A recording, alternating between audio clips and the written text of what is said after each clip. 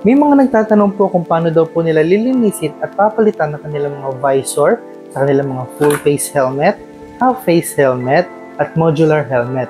Pare-pares lang po ng mechanism yan. Ganito lang po yan. Samahan niyo ako. Una, isagad nyo lang po yung pinaka-helmet nyo. Ito pinaka-visor nyo, isagad nyo lang po sa pinaka-mataas niya. Then, susunod, may makikita kayong mechanism dito sa gilid. Yan lang po, mechanism.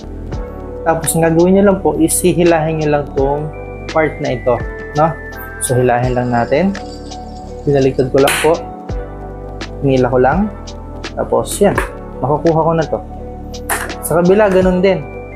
Hihilahin nyo lang din to. Then, minsan may katigasan lang, lalo na kung bagong-bago pa yung helmet ninyo. No?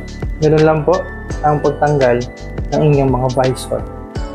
Kung gusto nyo palitan, pwedeng clear, pwedeng black, or yung may mga kulay na visor. Pwede yan. Nasa sa inyo yan. Pero ang ginagamit ko lang po ay itong clear na visor para pwede sa umaga, pwede rin sa gabi. Dahil meron naman itong dual visor itong ating helmet. So, ito lang yung ginagamit ko sa umaga. Yan. Para hindi ako masilaw sa araw. Naka-dual visor lang ako. Tapos nakataas yung clear.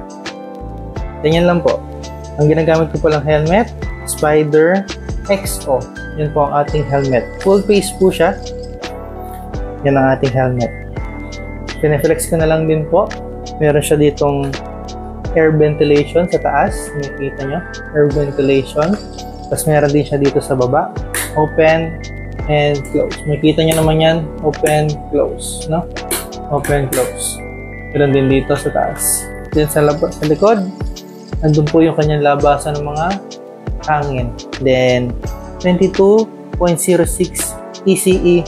Approved na rin po ito. Itong Spyder X pa natin. So, ganyan po ang itsura niya. Para ibalik ang ating mga visor, ibalik nyo lang itong pwede nang hindi balik. Okay lang naman. Hindi naman siya nakaka-apekto dito sa sa mechanism. Para ibalik to, ganoon lang din po. Hihilahin po natin ito. Tapos, snap lang po natin. Minsan may katigasan lang po talaga ha. Kaya, konting pasensya lang po sa mga baguhan na magkakabit ng visor. Ganun lang. Tapos ganun din sa kabila. Hila. Tapos snap button. And then, yun. You're ready to go. Maganda tong helmet na to kasi meron ding lock. Yan. Kung nadinig nyo yan, may lock siya.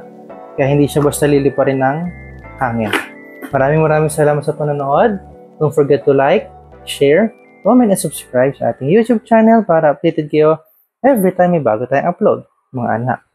Peace out. Maraming salamat.